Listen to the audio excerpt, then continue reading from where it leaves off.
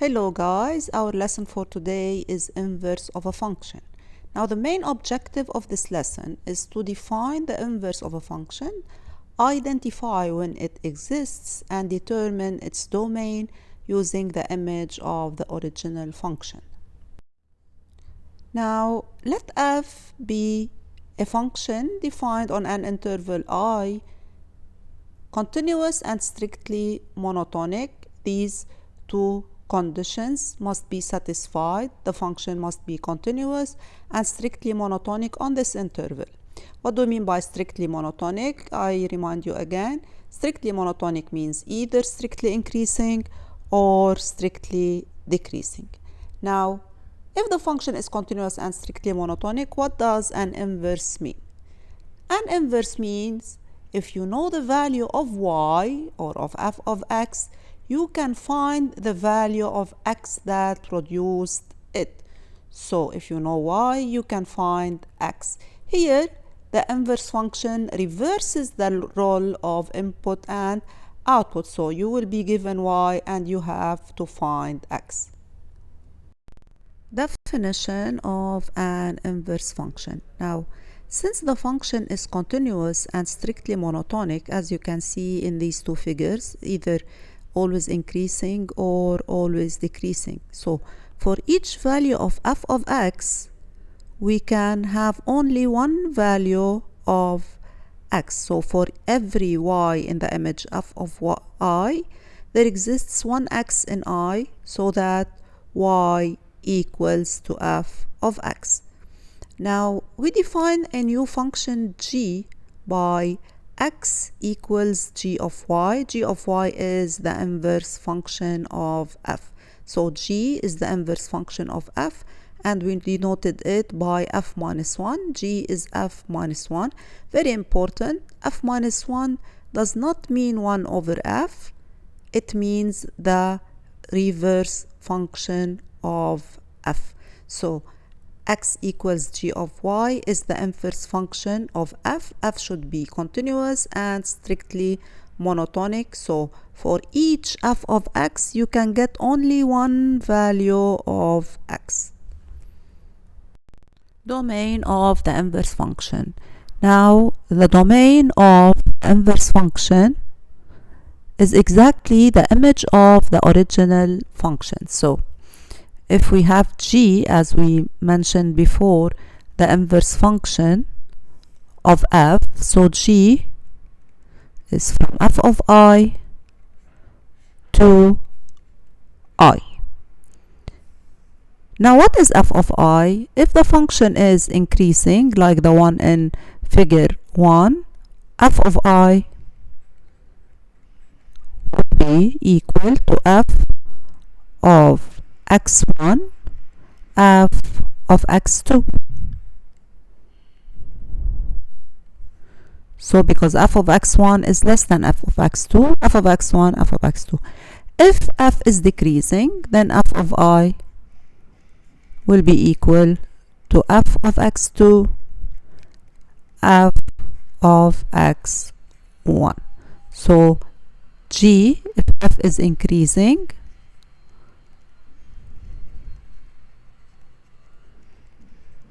g is from f of x1, f of x2 to x1, x2.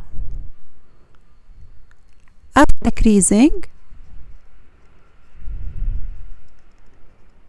then g from f of x2, f of x1 to x1, x2 as well. And we respect the interval. If the interval is open, the image will be open, and so on. This is mentioned in the lesson image of an interval. Graphical interpretation. Now if c and c prime are the images of f and f minus 1 respectively, so c the graph of f, c prime the graph of its inverse f minus 1. The two graphs will be symmetric with respect to y equals x, with respect to the line y equals x. Why this symmetry happens? It happens because finding the inverse means swapping x and y. So in the place of x, we will have y. In the place of y, we will have x. Swapping x and y is the same as reflecting across y equals x. Another point, if the graphs of the functions, means the graph of the function and the graph of its inverse, intersect, then they will intersect, as you can see in image 1 or in graph 1, they will intersect at the line y, or on the line y equals x. Why? Because at the intersection point, the values of y and x will be the same. Given f of x equals x squared for x positive. Now we need to find the inverse function of f of x equals x squared. The first question here, does f of x has an inverse or admit an inverse? Let's see. Does it satisfy the conditions of a function which admits an inverse? 1. Is f continuous? Yes, it is continuous, since f of x is a monomial and monomials are continuous everywhere. So it is a monomial. So f is continuous. Question 2, is f monotonic? Is f monotonic means is f increasing always or decreasing always? We check by finding f prime of x. Now f prime of x is equal to 2x, which is positive for x positive. So d of f here is 0 included. So d of f is 0 plus infinity. F prime of x is positive, so f is increasing, however, as a result, monotonic. Means the function satisfies the two conditions for having an inverse function. Now, how do we find the inverse of a function? F of x equals x squared, so y is equal to x squared. Now you need to swap x and y.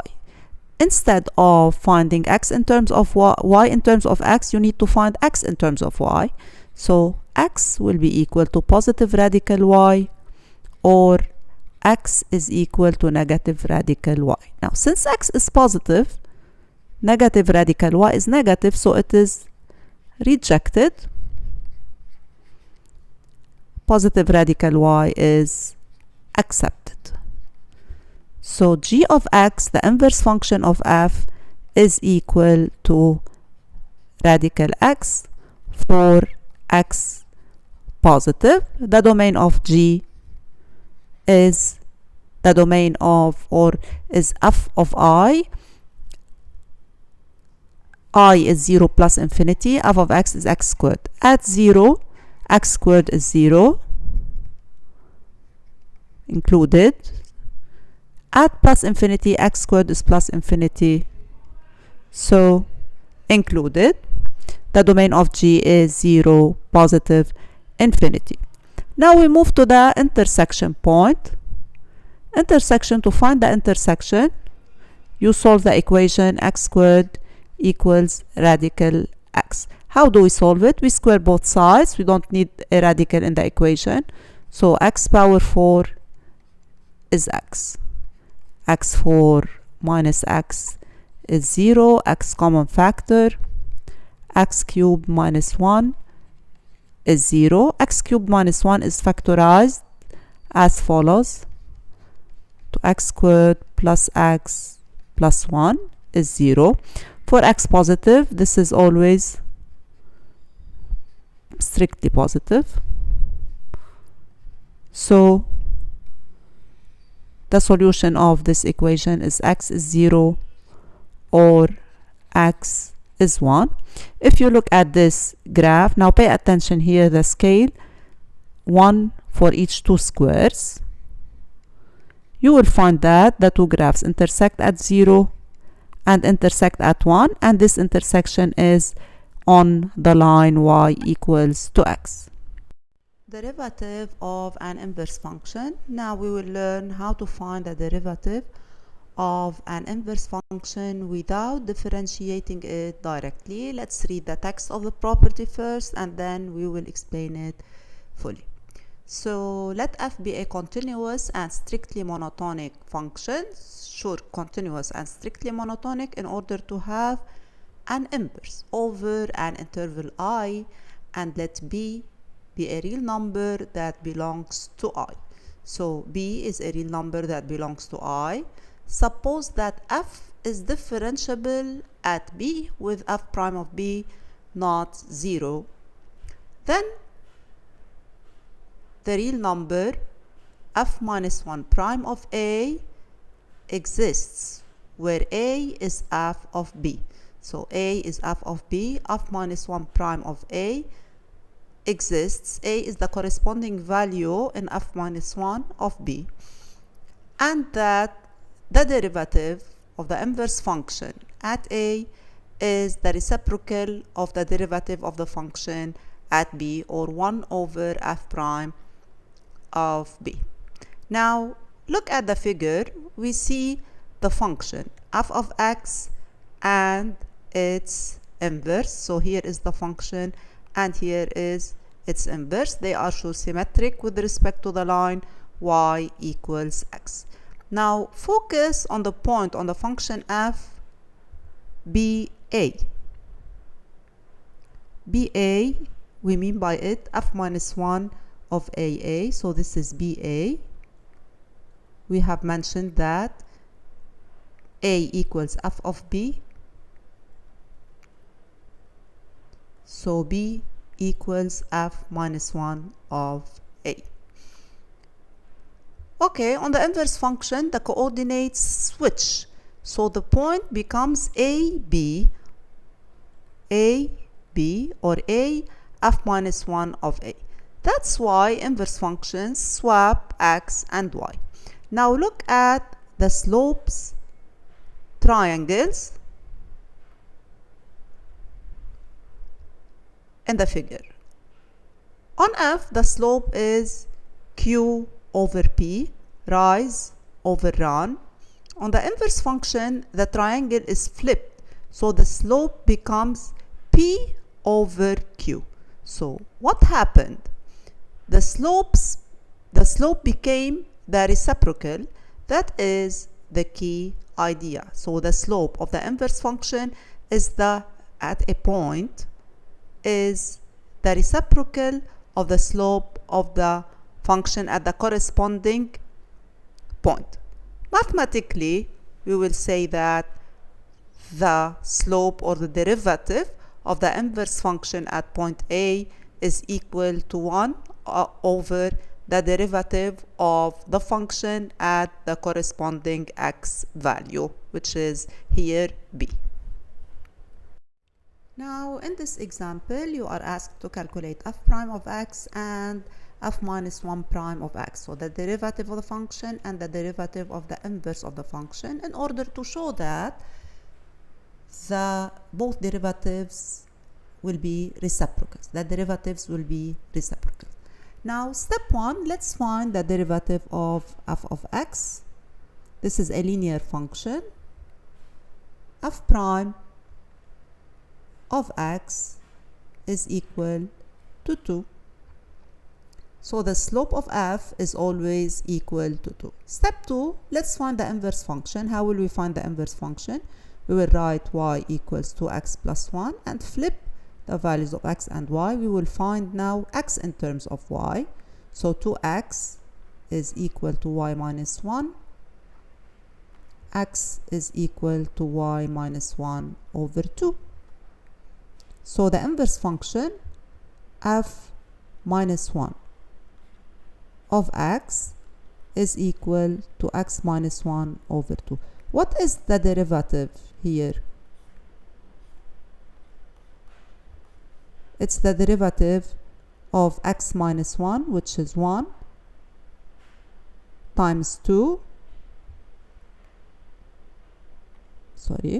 times 2 minus the derivative of 2, which is 0, times x minus 1, so over 2 squared, which is 4, so it is 1 over 2. So the original slope of the function